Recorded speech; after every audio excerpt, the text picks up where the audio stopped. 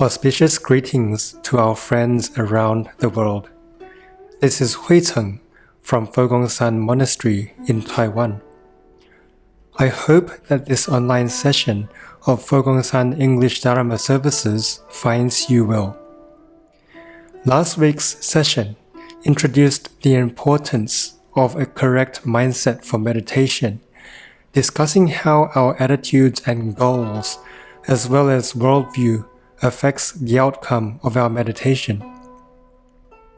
Conventional right view, or the understanding of the law of karma, is the overarching framework for practice, the rationale behind the practice of morality, as well as the shaper of our meditative experience.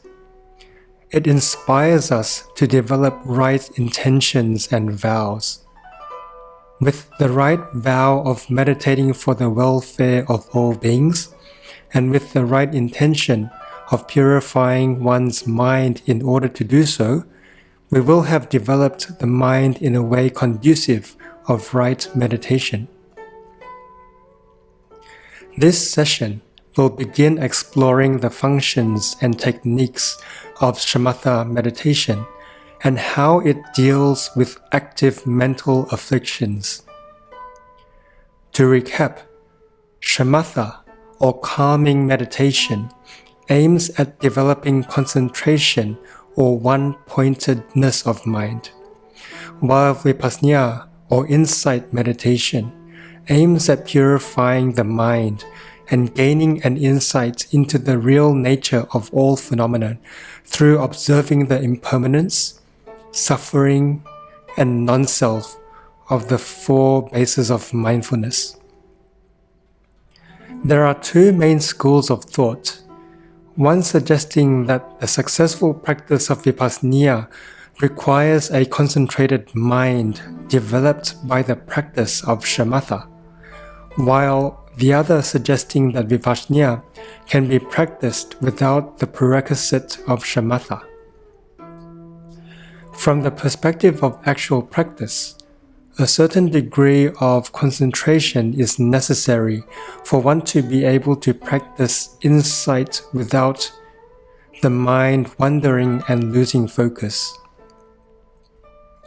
As such, for a beginner to meditation, the establishment of concentration is perhaps most important.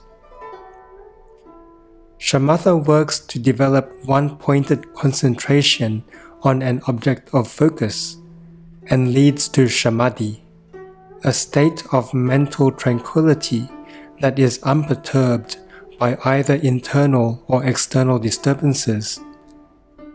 To do so, the body, breath, and mind need to be well conditioned. There are three main stages for achieving this requisite state of mind, namely relaxation, breath counting, and breath observation. Relaxation meditation allows the body to release built-up tension, while breath counting employs the mind to carry out a single task to train the mind to focus on the breath. Breath observation allows one to further refine and sharpen the mind to focus on the fine occurrences of the breath. Let us take a moment to reflect on our present situation. Apart from maintaining a healthy lifestyle to prepare the body for meditation, we also need to release bodily tensions.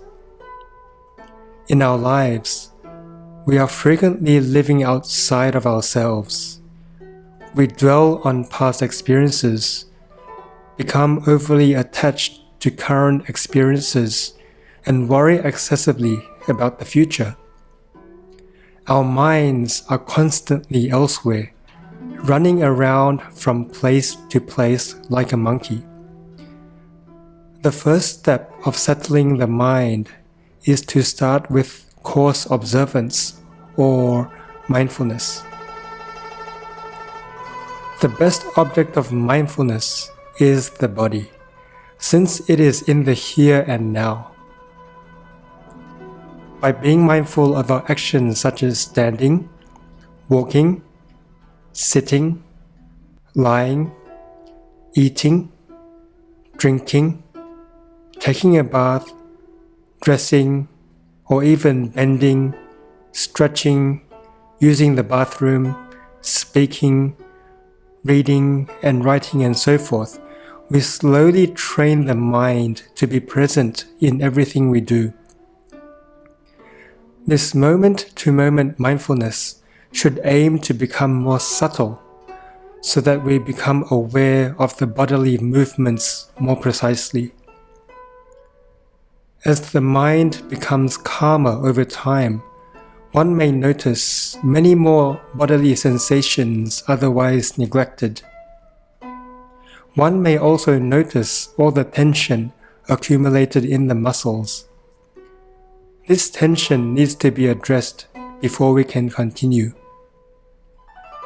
To effectively release tension, one may engage in breath exhalation, step-by-step relaxation visualization, and entire body relaxation visualization. Breath exhalation relaxes the body and regulates the breath. Before any meditation session, it is important to take slow, deep breaths, inhaling deeply through the nose, allowing the breath to push downwards into the diaphragm, and exhaling fully through the mouth. On the inhalation, contemplate breathing in the light of the Dharma permeating throughout the body, and as we exhale, contemplate breathing out all the tension, worries, and filth. Step-by-step relaxation visualization entails visualizing each part of the body relaxing while breathing in and out through the nostrils, spending about 20 seconds on each body part. Standing upright, we wear a gentle smile to lighten the mood. We start with the top of our heads, forehead, brain, eyes, nose, tongue, gums, facial muscles, lower jaw, ears, and so on, and work our way down the entire body, quietly repeating the word relax 3 times in coordination with the breath for each body part. The more specific of visualization, the more we can relax. We finish off by visualizing all remaining tension releasing into the ground through our feet. At this point, we may feel the heaviness of the body, and this is a telltale sign that the body has relaxed and that the mind is aware. Entire body relaxation visualization is the next step and entails placing one's mind evenly over the entire body, while gently and slowly breathing, visualizing all the organs and central nervous system breathing in and out deeply. After the mind relaxes further, continue by visualizing all the cells of the body breathing in and out deeply. With the body relaxed, one's mind becomes more refined and is ready to take on the next challenge, and that is to become mindful of the breath through the methods of breath counting and breath observation. Anapatasmati, or mindfulness of breath, is precisely the method of one-pointed concentration used by Buddha himself to enter samadhi. So, What is so good about focusing on the breath? It is a natural and automatic process that does not require thought or effort and is very portable. This object of meditation follows you everywhere you go. It has been with you since birth and will be with you until your very last breath for this lifetime. The breath also plays a big role in one's health. Mindfulness on the breath develops a deep, smooth, and healthy breath, and this in turn keeps the energy channels of the body in good shape. More importantly, the breath and mind are intricately linked. The integrity and length of breath are good indicators of one's state of mind. The integrity and length of the breath are good indicators of one's state of mind. A coarse, uneven, and erratic breath cycle indicates a scattered mind, while a deep, slow, and fine breath indicates a calm mind. As we prepare to engage in Anapanasmriti, we invite you to sit in the 7-point meditation posture and prepare for seated meditation by first of all finding a quiet, dark place with a small firm meditation cushion on the floor to sit on. For those who cannot physically sit on the floor, find a chair. The most important point is to keep the spine straight, as posture is paramount to regulating energy into the mind. If sitting on the ground, assume either the full lotus, half lotus, quarter lotus, Burmese, Seja, or cross-legged posture, making sure that the sitting bone is in contact with the meditation cushion. In full lotus, both feet rest on top of the opposite thighs, while in half lotus, one foot rests on top of the opposite thigh and the other foot is tucked underneath its opposite thigh. For quarter lotus, one foot rests on top of the opposite knee, while the other foot is tucked underneath its opposite thigh. Whether sitting in full, half, or quarter lotus, one feels stable and comfortable. Sitting in the Burmese posture requires one calf to be in front of the other, both shins resting on the ground. Sitting cross-legged involves having both ankles below the opposite knee. For the above 5 postures, it is important to alternate the foot that goes on top or in front of the other to prevent developing a crooked spine. For the Seja posture, kneel with the buttocks resting on the small meditation cushion lengthways, with calves rested by the sides of the cushion and the big toes extended. If sitting on a chair, be sure not to lean against the backrest and have both feet placed on the ground, shoulder width apart and knees bent at 90 degrees. To begin, choose the sitting posture that best reflects your level of flexibility, keeping in mind that the sitting posture most conducive of meditation is actually the full lotus posture. Secondly, we straighten the spine gently, finding a balance between being too relaxed and too tense. A straight spine means that the nervous and vascular systems are also straight, and that energy flows freely throughout the body. Thirdly, the arms are naturally relaxed and hanging down, right hand atop, the left with palms facing up.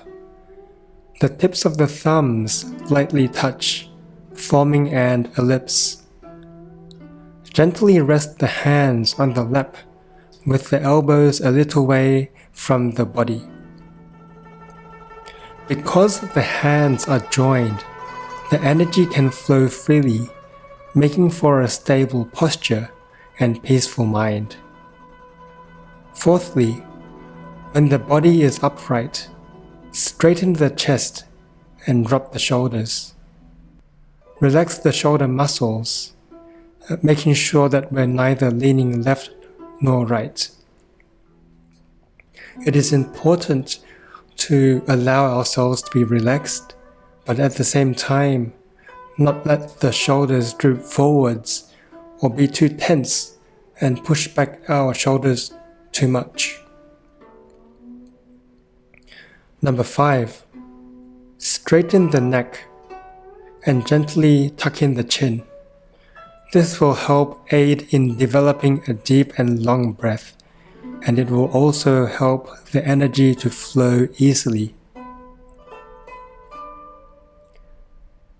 Next, we gently close the lips and allow the tip of our tongue to lightly touch the upper palate behind the top teeth to regulate saliva production. Gently swallow excessive saliva as needed. If you feel restless, gently close your eyes. If you feel drowsy, keep your eyes 1/3 open and rest your gaze about 3 feet ahead of your body without focusing or trying to focus on that point. To begin each sitting meditation session, sincerely take refuge in the Triple Gem, the Buddha, Dharma, and Sangha. Having faith in the method of cultivation is important. It counteracts doubt and allows our mind to be conditioned for successful practice. The Buddha refers to the perfected human being who has taught us the wonderful Dharma and has taught the way of true joy. It also refers to our Buddha nature, the potential for all of us to develop insight that leads to liberation and joy. The Dharma refers to the teachings on the truth of the universe. It also refers to the teachings on meditation itself. The Sangha refers to the monastic community who practice the Dharma to preserve it. With faith, we will develop confidence in our own practice. To help with the process of taking refuge, the following verse may be recited silently. I take refuge in the Buddha, wishing that all sentient beings understand the Dharma and make the supreme vow. I take refuge in the Dharma, wishing that all sentient beings study the sutras diligently and attain an ocean of wisdom. I take refuge in the Sangha, wishing that all sentient beings lead the masses in harmony without obstruction. In addition, make a vow to eliminate afflictions so that we may use our mental clarity for the betterment of all beings. Vows are important and powerful. They can stimulate a dull spirit and rouse sympathy for all living beings. It is from the power of vows that one perseveres and succeeds in one's spiritual cultivation. With all the preparations for meditation completed, gently bring your focus to your state of mind. Meditation should be done with a relaxed body and mind. Observe for a moment your emotions. Sensual desire, anger, doubt, sloth and torpor, and worry are states of mind inhibitive of concentration. If these states are mild, it is fine to proceed with breath meditation. If these states are overwhelming, meditation should be put off until these emotions are addressed. Sensual desires may be counteracted with contemplation of impermanence or impurity of body. Ill will may be addressed by developing loving kindness. Sloth and torpor may be dealt with using perception of light meditation or simply walking meditation. Worry and restlessness may be settled with mindfulness of breathing. Skeptical doubt may be overcome with the study of the Dharma, devotional practices, and strong resolve. More on the hindrances will be discussed in a later session. It is paramount that one is in the right mental space for meditation. Generally, a positive, light, and relaxed, yet unexcited state of mind works best.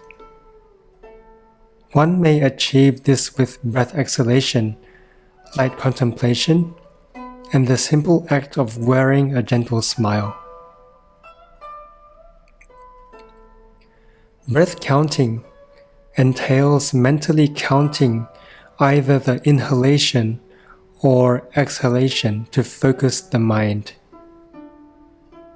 Whether you choose to count the inhalation or exhalation is purely a matter of preference. Choose the method most natural and comfortable for you. Breathing should be natural and relaxed, and never forced.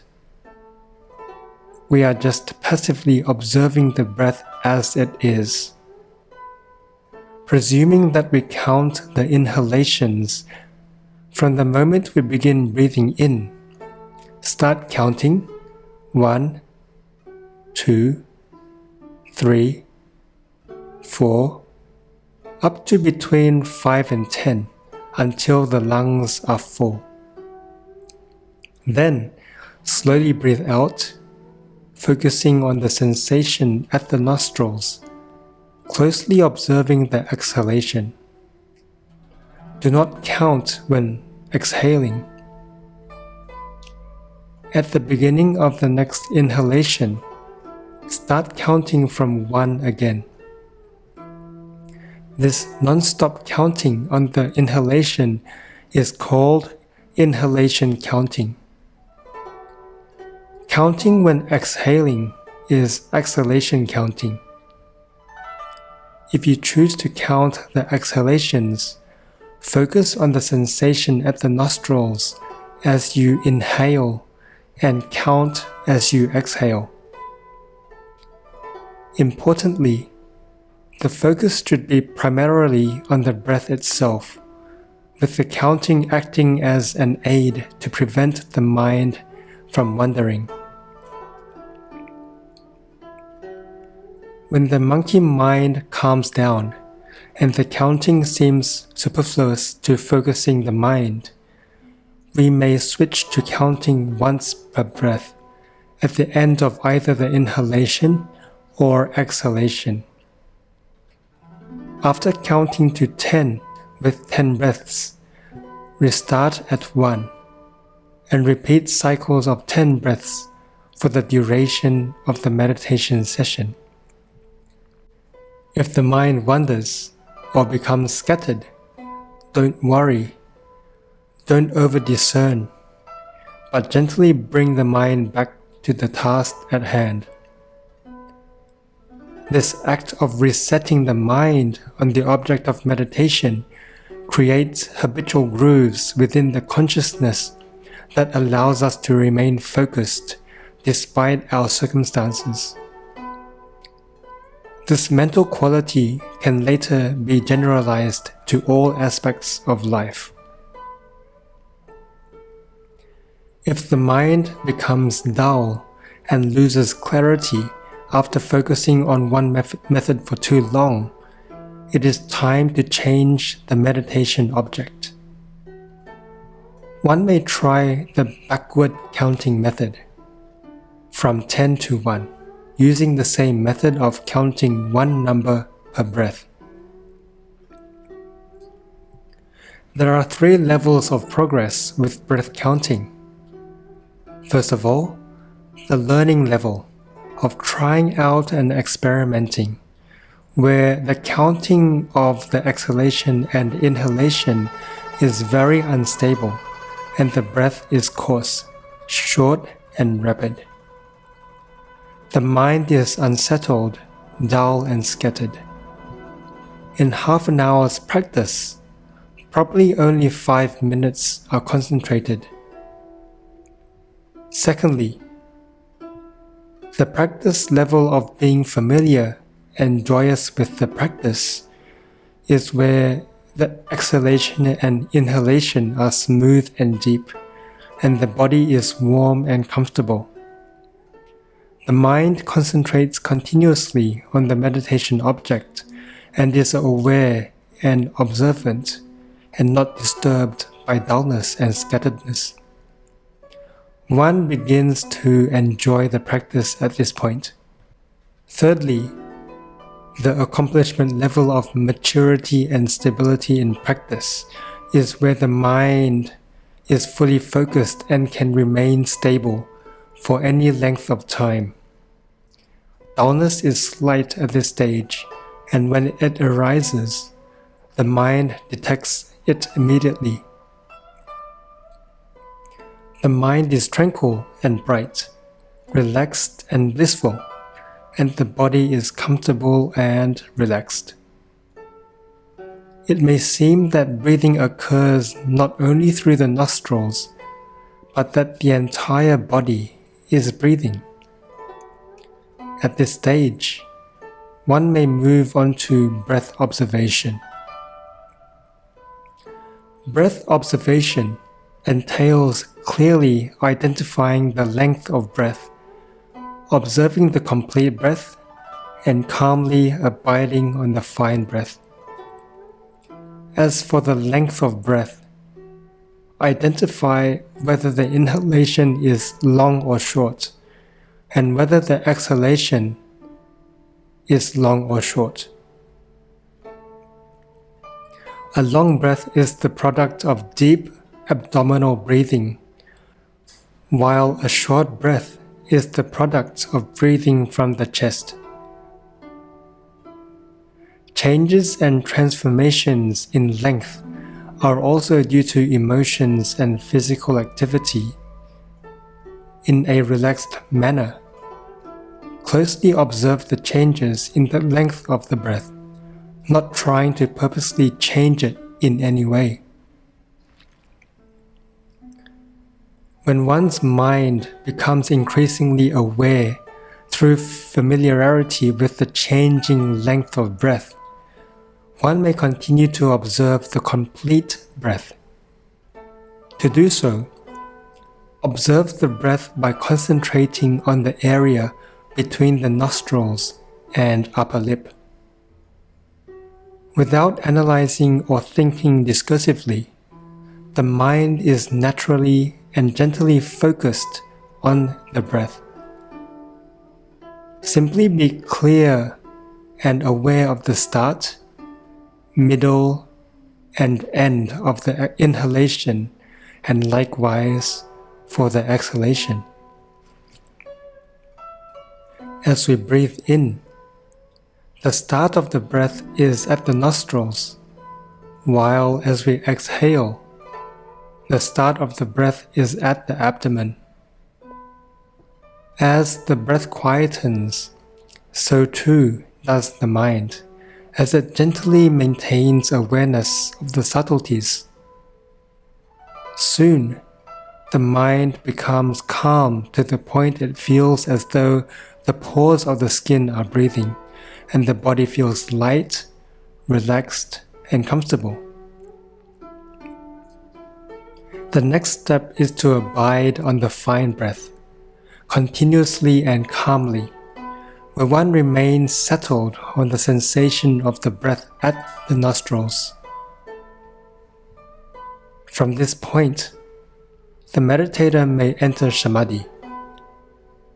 As one slowly turns his or her awareness directly onto the mind itself, images and forms appear before the nose and face. It is important to note that they are just caused by karmic seeds in the subconscious mind and are unreal and illusory. They do not exist outside the mind. These images may be of white smoke, cotton balls, clouds, jewels, lotus flowers, the moon, the sun, the Buddha, flashing lights, meteors, spiritual landscapes, and many other auspicious and inauspicious signs. When they first manifest, they appear distant, unclear, dull, unstable, and change with the fluctuations of the mind. After stabilizing the mind, they appear right before the face, clear and very bright. When these images appear, be neither curious, happy nor afraid. Be neither attracted nor repulsed by them. Do not grasp or discard them, but simply remain unmoved, just like a disinterested observer. They are just the projection of our subconscious mind. This is the stage the mind is ready for the successful complete contemplation of all the four bases of mindfulness. To recap, taking refuge in the Triple Gem and making vows for meditation fosters the right mental equipoise for sustained, correct practice. Being mindful of the body in our daily lives anchors us to the here and now and is the entry point to meditation. Through addressing body, breath, and mind, Śamatha works to develop a deep, static state of one-pointed concentration on an object of focus and leads to Samadhi, a state of mental tranquility that is unperturbed by either internal or external disturbances. Relaxation, breath counting, and breath observation are the three techniques used to allow the body to release built-up tension, quieten both breath and mind, and eventually turn the focus of the mind onto itself. The process of resetting the focus on the object of meditation when the mind wanders trains one not to be taken away by emotions and delusive thinking. This important skill developed on the meditation cushion is carried over into one's daily life.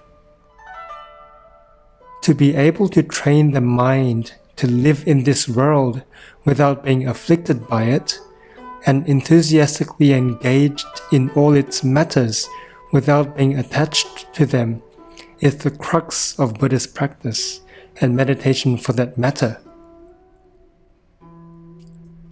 Thank you for joining us for Session 3 of the mini-series on meditation.